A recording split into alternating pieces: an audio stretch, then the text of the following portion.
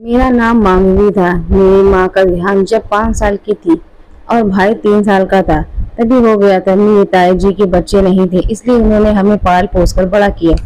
मेरे पिताजी एक सख्त मिजाज और नियम फायदे वाले थे। मेरे ताऊ जी भी अपने छोटे भाई से डरते थे। हम दोनों भाई बहन पिताजी से बात तक नहीं करते। वो हम दोनों पर कड़ी नजर रखते हैं। हम दोनों पर कहीं बाहर जाने आने पर सख्त पाबंदी है। परंतु एक बार बहुत बड़ी घटना घटित हो गई और पिताजी की असली सच्चाई सबके सामने आ गई, जिसे देखकर हमारे होश उड़ गए। जमाना बदलने आया मगर नागेंद्र बाबू आज भी बाप दादाओं के विचारों पर चलते आ रहे थे। वही पहरावा, वही मास्तिक खान पान और वही सोच मजाक की कोई उनके फैसले को काट जाए। उनके बड़े भाई तक उनकी बात काटने से डरते हैं। परिवार साथ ही था। शहर में रह रहकर संयुक्त परिवार चलाना भी अपने आप में बड़ी बात है। वैसे लोग ही कहते थे नागेंद्र बाबू खुद और उनके 2 बच्चे, बड़े भाई के कोई औलाद नहीं थी, तो वो मियाँ बीबी ही थे और अपने अंतिम समय को काट रही एक बूढ़ी अम्मा। नागेंद्र बाबू की धर्मपत्नी सालों पहले गुजर गई। तब से उनकी भाभी ही बच्चों को देखभाल करती है। अच्छा खासा व्यापार है, मतलब घर में से ज्यादा धन की संपत्ति होगी। परिवार भी खुशहाली और अपनापन बना रहता है। दिक्कत है तो बस एक ही बात की बच्चे पिता से बहुत दुखी रहते हैं। वैसे तो बच्चे को हमेशा माता पिता की शिकायत रहती है, मगर नागेंद्र बाबू के बच्चों को कुछ ज्यादा ही शिकायत है। और भी कैसे ना, उनके नियम कानून ही इतने सख्त हैं कि कोई भी उकता जाए। बच्चों तो आजाद पंछी की तरह उड़ना चाहते हैं, चहकना फुदकना चाहते हैं, मगर यह बच्चों को कम काम भर की आजादी है। चाहे प्रियल आ जाए, मगर दोनों बच्चों को शाम होने के बाद घर से बाहर रहने की मंजूरी नहीं मिलती। नागेंद्र बाबू ने बेटे और बेटी के भेदभाव नहीं रखा। इस मामले में दोनों के लिए एक जैसी नियम कानून है। माधवी राघव के 3 साल बड़ी है। राघव 12वीं में है और माधवी बीए पार्ट में पढ़ती है। घर से कॉलेज, स्कूल और स्कूल से सीधा घर, और कहीं रुके तो खैर नहीं। बेटा बिगड़ ना जाए इस डर से सख्ती, और बेटी के लिए तो जानते ही हैं कितने डर भरे पड़े हैं समाज में। ऊपर से ये कमबख्त माधवी तो भी इतनी सुंदर, कोई देख ले तो नजरे फेविकोल की सी हो जाती है, चेहरे से हटने का नाम ही नहीं लेती। जब कभी ताई नजर उतारते हुए कहती है कितनी सुंदर है मेरी बिटिया, तब लंबी सी आ भरकर माधवी जवाब देती है, अब आजादी बेचने की सुंदरता लिए हैं, फिर कमी कैसे करते भगवान। कभी कभी सोचते हैं सुंदरता ही थोड़ी कम ही होती तो बस आजादी थोड़ी ज्यादा मिल जाती। ताई के पास इसका कोई जवाब न होता। कभी कभार तो वो अपने पति से कह भी देती, देवर जी ये ठीक नहीं करते। बच्चों के साथ छोटे थे तब ये सही था, लेकिन अब बड़े, इतना भी क्या बांध से रखना। न किसी से दोस्त से मिलना, न बाजार अकेले जाना, दीन दुनिया कैसे देखेंगे।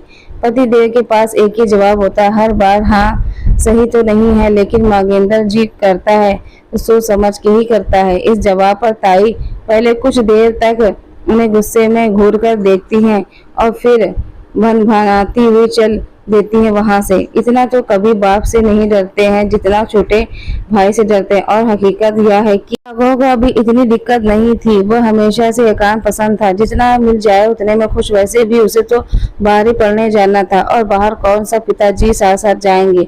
असल दिक्कत माधवी को थी। वो आगे बढ़ने, बाहर जाना चाहती थी, दुनिया देखना चाहती थी, नए दोस्त बनाना, खूब सारी मस्ती करना, ये सब उसकी ख्वाहिश थी जिनके पूरा होने की कोई उम्मीद नहीं दिख रही थी। खैर जिंदगी ऐसे ही चल रही थी। एक दिन माधवी की सहेली वर्षा का फोन आया, तुम्हें आना ही होगा, कोई बहाना नहीं सुनना चाहती। वर्षा ने मुंह फैलाते हुए माधवी से कहा, यार तो मेरे घर के नियम कानून जानती है ना, पिताजी से कहना ही बेकार है।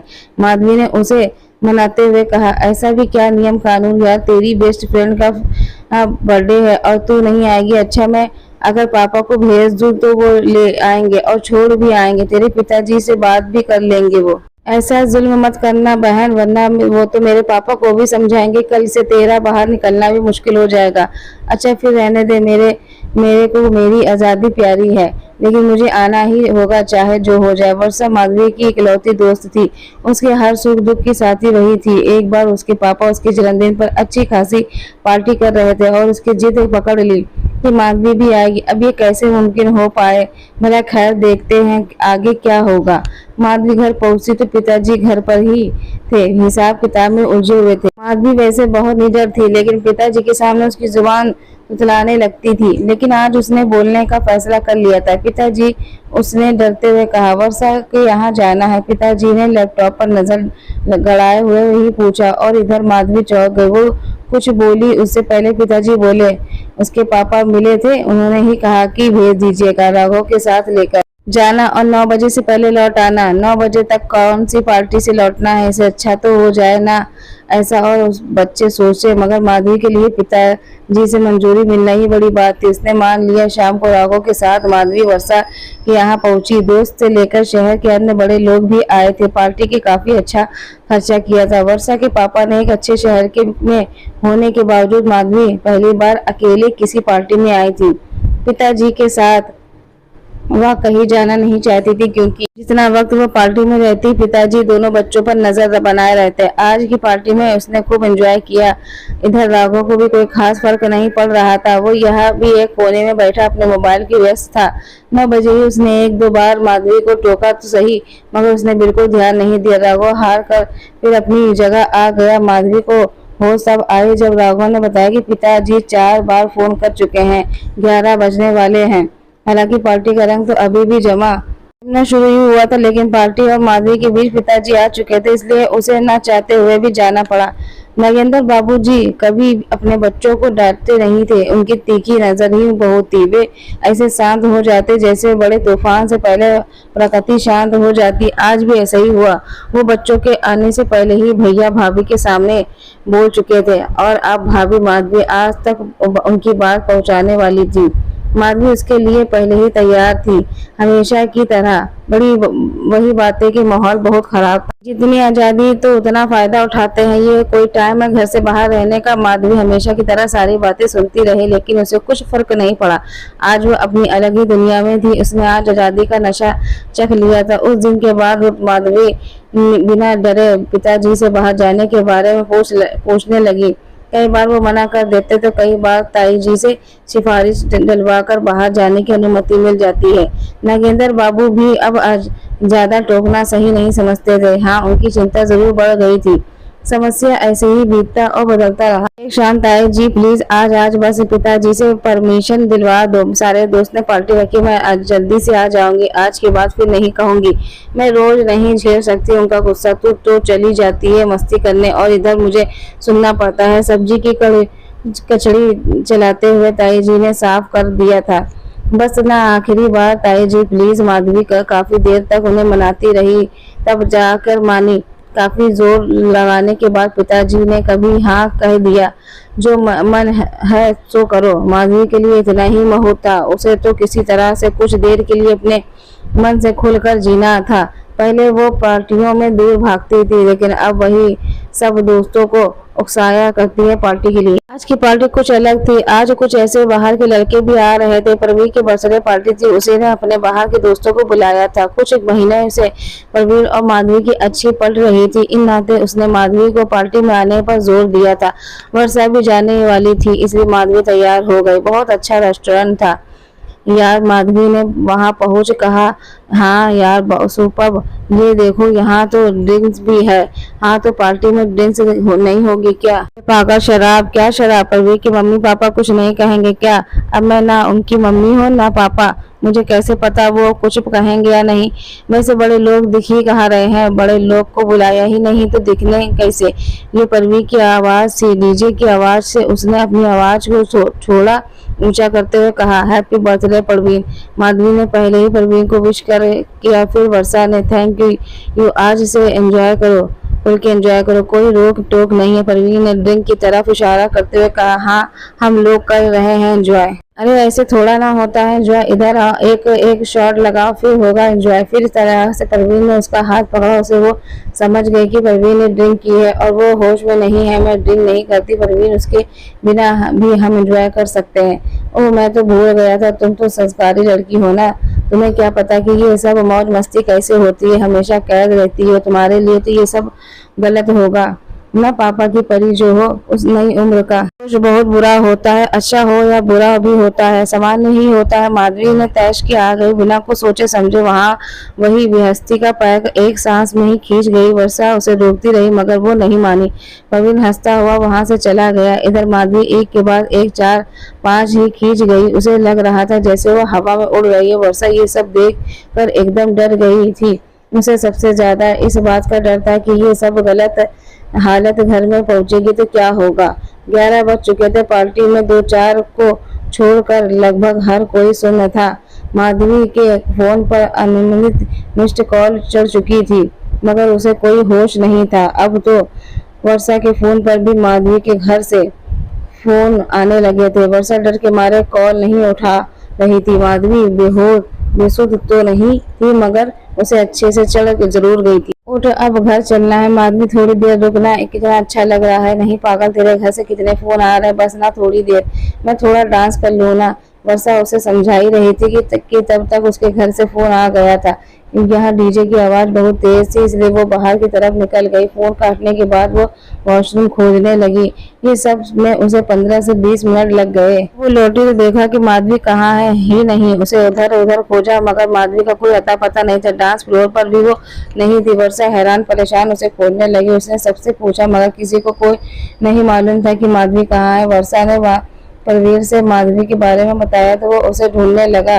डीजे बंद करवा दिया गया। डीजे बंद होते ही हॉल में पीछे वाली साइड की जोर जोर से चिल्लाने की आवाज सुनाई देने लगी, ऐसा जैसे कोई जोर जोर से रोकर बोल रहा हो। सभी लोग उसी तरह भागने जिधर से आवाज आ रही थी। सामने का नजारा देखकर सबके होश उड़ गए। वर्षा ने भागते हुए माधवी को संभाला। उसके खून से सने हाथ में एक शराब की टूटी बोतल थी। सामने 2 लड़के अधमरे हालत में पड़े थे। एक के सर में खून बह रहा था तो दूसरे के पेट से। माधवी लड़खड़ाते कदमों से बाहर चहल कदमी कर रही थी। वो रो रही थी लेकिन उसे बावजूद बोले जा रही थी, तुम लोगों की वजह से मेरी जैसी लड़कियां खुली हवा में सांस लेने के लिए तरस जाती हैं। तुम जैसों के डर के से मन में कपड़े नहीं पहन सकते, मन का घूम नहीं सकते, अकेले बाहर नहीं जा सकते। तुम जैसे गिद्धों की वजह से मैं अपने पिताजी की गलत मानती रही, लेकिन वो या उनके जैसे बाप क्यों करे जब उन्हें पता ही है कि तुम जैसे भेड़िए बाहर घात लगाए बैठे हैं। एक बाप अपनी बेटी की तिजोरी के काले धन की तरह ना सहेज दे तो क्या करे, कौन दे तुम जैसे दरिंदों को खुला न्योता। बताओ, अब तुम जैसे के डर से भगवान लड़कियां बनाना छोड़ दे। जब मन किया तेजाब फेंक दिया, जब मन किया जला दिया, गोली मार दिया, रेप कर दिया। क्या ये कमीनों कभी डर नहीं लगता कि तुम्हारी भी कोई बहन होगी, कोई बेटी होगी, या क्या सोचकर कर रहे हो ये सब। माधवी ने वहां सब के को सुन्न कर दिया था तो ही चीजें चल रही थी। इस वक्त एक माधवी की जुबान दूसरे लोगों के मोबाइल कैमरे। चल माधवी यहाँ से। वर्षा ने लोगों को वीडियो बनते हुए उसे देखा, वहां से हटाने की कोशिश की लेकिन उसके हाथ झटक दिए। नहीं यार, बोल देने दे, सब से घुट रहा है अंदर ये सब। आज इन कमीनों को जान देने दे, इसका कुछ देर का मजा हम लड़कियों को लिए कितनी बड़ी सजा है। जानते हो वो जो आए दिन कोख में मार दी जाती है या जन्म लेगे मटर में बहा दी जाती है ना, वो सब तुम्हारी वजह से। उनके हथियारे भी तुम ही हो। तुम्हारे ही डर से लोग लड़कियों नहीं पैदा करना चाहते। तुम्हारा ना मर जाना ही अच्छा है। इतना कहकर माधवी टूटी हुई बोतल लेकर आगे बढ़ी रही थी कि सब ने उसे रोक लिया, वरना वो लड़के आज यही खत्म थे। माधवी उन्हें पुलिस के हवाले कर देती है और अभी बुलाती हूँ पुलिस। अब तुम घर जाओ आराम से। परवीर का सारा नशा उतर गया था। वो बस किसी तरह इस माधवी को घर भेजकर इस ईमेल से निकलना चाहता था। चुप सुअर कहीं का, तुझे क्या लगता है जो लड़कियां शराब नहीं पीती वो आजाद नहीं है? क्या शराब पीना आजादी सर्टिफिकेट है? तेरे जैसे के हिसाब से तो देश की आजाद कराने वालों को खून नहीं शराब पानी चाहिए थी। ले देख, मैंने भी पी ली शराब, मैं अब आजाद हूँ। तो को निपटा दिया, चल अब मुझे भी निपटाती हूँ। माधवी इस बार परवीर को तरफ भागी। वर्षा ने बड़ी फुर्ती से उसे पकड़ा और उसके हाथ को कांच का टुकड़ा लेकर दूर फेंक दिया। परवीर के इतने ही हालत खराब हो गई। उसने अपने ड्राइवर से वर्षा और माधवी को घर छोड़ने को कहा और खुद उन लड़कों को अस्पताल ले गया जो माधवी के हाथों अधमरे हुए थे। वर्षा ने बड़ी मुश्किल से माधवी को संभाला। उसके साथ गुले और कपड़े से खून के छींटे मिटाने की कोशिश की लेकिन खून ज्यादा ही लग गया था। माधवी का हाथ भी कट गया था लेकिन उसकी इसे कोई होश नहीं था। वर्षा को कई सारी चिंताओं ने घेर लिया था। वो उसके पिताजी को क्या कहेगी, उन लड़कों को कुछ हो गया क्या होगा, और सबसे बड़ी बात अगर वीडियो वायरल हो गई तो माधवी के लिए अलग मुसीबत हो जाएगी। वर्षा माधवी को लेकर उसके घर पहुंच गई। 12:30 बजने वाले थे। नागेंद्र बाबू दरवाजे के पास ही बेचारी चहलकदमी कर रहे थे। उनका गुस्सा चरम पर था, जो उसके चेहरे से झलक रहा था। देख लिया, आप सबने छूट देने का सही नतीजा होता है। भगवान जाने कहाँ कैसी है, फोन तक नहीं उठा रही है। आने दीजिए, इसके आज के बाद घर से निकलने नहीं देंगे, नागेंद्र बाबू बोले जा रहे थे और बाकी सब उन्हें चुपचाप सुन रहे थे। सबको डर था कि आज माधवी बहुत डांट सुनने वाली है। नागेंद्र बाबू बोल ही रहे थे कि तभी दरवाजे के सामने कोई गाड़ी रुकी। नागेंद्र बाबू तेज कदमों के साथ गेट की तरफ बड़े बड़े भैया उन्हें समझा रहे थे, लेकिन आज वो किसी की सुनने में मूड नहीं थे। जैसे ही उन्हें गेट खोला तो सामने वर्षा माधवी को संभालते खड़ी थी, उसके कपड़ों पर खून के धब्बे।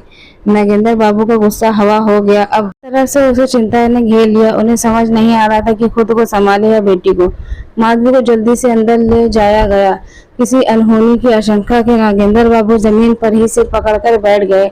वर्षा उसके पास आई और उन्हें बताया कि माधवी ठीक है। तब जाकर उसकी जान में जान आई। वर्षा जानती थी नागेंद्र बाबू को सारी घटना जानकारी मिल ही जाएगी, इसलिए उन्हें सारी बात नागेंद्र बाबू को विस्तार से बता दी। हालांकि किसी को अभी तक ये नहीं पता था कि वो वहाँ क्या हुआ था। मात्र 15-20 मिनट में ये सब कैसे घट गया, ये तो अब माधवी की ही बता सकती है कि आखिर उसके साथ क्या था। नागेंद्र बाबू ने अपने बड़े भाई की तरफ देखते हुए एक लंबी सांस ली और वर्षा को कहा कि वो आज रात यहीं रुक जाए। नागेंद्र बाबू ने वर्षा के पापा को फोन कर दिया और वो रात को माधवी के पास ही रुक गई। माधवी पूरी रात बेहोश सोई रही थी। सुबह उठी तो सिर दर्द में फटा जा रहा था। उसने उठने की कितनी देर तक उसे कुछ याद ही नहीं था। वर्षा उससे कुछ देर पहले ही उठ गई थी। वो लगातार उसे देखे जा रही थी, इंतजार कर रही थी कि कब उसे रात का सब याद आ जाए। नींद में जागने के करीब 10 मिनट बाद उसे एहसास हुआ कि उसके बगल में सोया है। वर्षा को अपने बगल में सोया देख माधवी चौंक गई। उसे रात का शायद कुछ भी याद नहीं आया था। अभी उसने हैरानी के साथ पूछा, तो यार यहाँ क्या कर रही है? अभी सब्र कर ले, जब सब कुछ याद आ जाएगा तो सारे सवाल एक साथ ही कर देना, वर्षा ने जमाई लेते हुए कहा। सवाल? कैसा सवाल? इतना कहते ही माधवी दिमाग पर जोर डालने लगी। कुछ ही पलों में उसकी कल रात की बातें याद आने लगी और जैसे जैसे बातें याद आने लगी वैसे वैसे वो उसके दिल की धड़कन भी होने लगी। यार मैं यहाँ कैसे आई? क्या पिताजी को पता चल गया कि मैंने ड्रग ली है? माधवी ने अपना सिर पकड़ लिया। माधवी जी को ही नहीं, पूरे शहर को पता लग गया कि तूने कल पी है। क्या बकवास कर रही है? भसड़ तूने मचाई और बकवास मैं कर रही हूँ? ले बहन, तेरा व्हाट्सएप चेक कर ले, कम से कम 20 से ज्यादा लोगों ने तेरी वीडियो भेजी है। वीडियो का नाम सुनते ही माधवी के दिमाग में 10 शंकाएं घूमने लगी। कैसी वीडियो? ऐसा मत बोल, मैं यहीं अपनी जान दे दूंगी। माधवी ने हाल से फोन ले लिया मगर वीडियो देखने की हिम्मत ना जुटा पा रही थी। अच्छा, कल सरपंचनी बनते हुए तो ना सोचा कि एक सरपंच घर की बैठा है जो जान लेगा, और अभी खुद की जान लेती है। तुझे वैसे भी अगर जान ही देनी है तो मुझे तो पहले ये वीडियो देख ले। माधवी ने डरते डरते वीडियो चलाया और फिर देखती रही। उसने वीडियो में 5 से 7 बार देखा। कुछ याद आया कि कहीं क्यों इनकी ऐसी तैसी की तूने? वर्षा बैंड से नीचे उतर चुकी थी। अंगड़ाई लेते हुए उसने पूछा, बिना मतलब तो ऐसा किया नहीं होगा। मेरे और कौन सा लड़के पीटने का शौक है? माधवी इस चीज के भरे जवाब पर वर्षा को हंसी छूट गई। लगता है रात का फर्म अभी बरकरार है। माधवी हंसने के मूड में नहीं थी मगर वर्षा की बात पर वो ना चाहते हुए भी हल्का सा हंस पड़ी। मेरा मतलब है कि तू क्या कहा था उन्होंने और उसके साथ कैसी चली गई तू? ये सब याद है ना या नहीं? हाँ याद है, ये लड़के आपने साथ डांस करने के लिए बोल रहे थे। मुझे ध्यान नहीं रहा कि वो दोनों अनजान है। मेरा तो पहले ही डांस का मन था तो मैं भी चली गई। कुछ देर हमने डांस किया लेकिन फिर ये लोग मुझे पीछे ले गए ये कहकर कि वर्षा बुला रही है। मैं जब वहां पहुंची तो तू नहीं थी। मैं कहने लगी कि तू यहीं रुकने वो बोला है। उसके साथ ही उन्होंने शराब की बोतलें मेरे मुंह में को लगा दी और फिर इधर उधर छूने लगे। मैंने मना किया तो जबरदस्ती करने लगे और फिर मैंने वह बोतल उनके सिर पर दे मारी और टूटे कांच से दूसरे के पेट पर मार दिया। वर्षा उसकी बात गौर से सुनती रही। वाह मेरी शेरनी, ये तो कमाल कर दिया तूने। तभी कहूँ कि उस हरामजादों ने पुलिस कंप्लेन क्यों नहीं की? वैसे तो जिंदा है, कहो तो चल के काम तमाम कर दे। वर्षा ने माहौल को थोड़ा हल्का करने की कोशिश की। फिलहाल खुद का काम तमाम होने से कैसे बचाओगी ये सोचने दे। पिताजी जान से मार देंगे। माधवी बहुत डर गई थी। कुछ नहीं होगा, वो समझ जाएगी। अब तू चल, तू बाहर। यार, उन्हें फेस करने की हिम्मत नहीं है मुझ में। बड़ी गलती कर गई मैं। पापा है तेरे, उनसे कब तक भागोगी? गलती की है तो माफी मांग, चल बाहर तू। वर्षा के बार बार कहने पर माधवी मान गई। वैसे कल नशे से ही सही मगर मस्त बोली थी। तो लड़कियां तेरी फैन हो गई क्या? मस्त यार, शराब ने सब गुड़ गोबर कर दिया। यही बात ऐसी बोली होती तो सब समझते। मैं खुद अपने आप पर प्राउड फील करती, मगर अभी तो शर्म से गड़ी जा रही हूँ। अब तो हो जो हो जाएगा सो हो गया। कम से कम न तुझे तो ये पता चला कि अच्छा क्या है। अब चल बाहर। इतना कहकर वर्षा उसे बाहर ले गई। बाहर नागेंद्र बाबू अखबार सामने खोल कर किसी को की सोच ही में डूबे हुए थे। माधवी डरते हुए उनके सामने खड़ी हो गई। उन्होंने उसे देखा और बोले, ठीक हुआ जी? माधवी इतना ही बोल पाई। हाँ, डॉक्टर को दिखाया जाओ, गहरा जख्म ना हो। पिताजी के कहने के बाद माधवी का ध्यान अपने हाथ पर गया, वरना अभी तक उसे पता ही नहीं था कि कल रात उसका हाथ भी कटा था। नहीं, गहरा नहीं है, ठीक हो जाएगा। डॉक्टर ने बने ज्यादा कहो कह रहे हैं, कर लो ये कसम खा ली कि हमारी बात न मानने की। नागेंद्र बाबू का गुस्सा देख माधवी फिर से भी सिहर गई। जी रही। माधवी जाने लगी तो नागेंद्र बाबू ने पीछे से आवाज दी, सुनो, यही बताओ ठीक हो ना?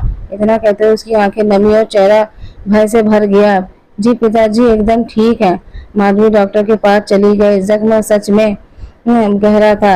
स्टिच लगाया का डॉक्टर ने पट्टी लगा दी। उसका दबंग छवि वाली वीडियो बड़े पूरे शहर में फैल चुकी थी। हर जगह से मिली जुली प्रतिक्रिया थी। कोई तारीफ कर रहा था तो किसी के लिए माधवी ने बेशर्मी की हद पार कर दी थी। लड़कों ने पुलिस केस नहीं किया। उन्हें समझा दिया गया था कि अगर केस उल्टा पड़ा तो उनकी और मरम्मत हो जाएगी। परवीन ने कई दफा माफी मांगी। माधवी ने माफ कर दिया उसे, लेकिन खुद को माफ ना कर पाई। उसने जो किया उस पर उसे अफसोस नहीं था। वो अफसोस था बहकावे में आकर शराब पीने का। उस दिन ने पिताजी माधवी से बिल्कुल बात नहीं कर रहे थे। आज 12 दिन बीत गए थे। माधवी अब खुद ही कहीं बाहर नहीं जाती थी। कॉलेज से घर, घर से कॉलेज, कॉलेज में भी सिर्फ पढ़ाई पर ध्यान देती थी। आज शाम वर्षा घर आई। माधवी उसे देखकर हैरान थी, क्योंकि उनका कोई प्लान भी नहीं था।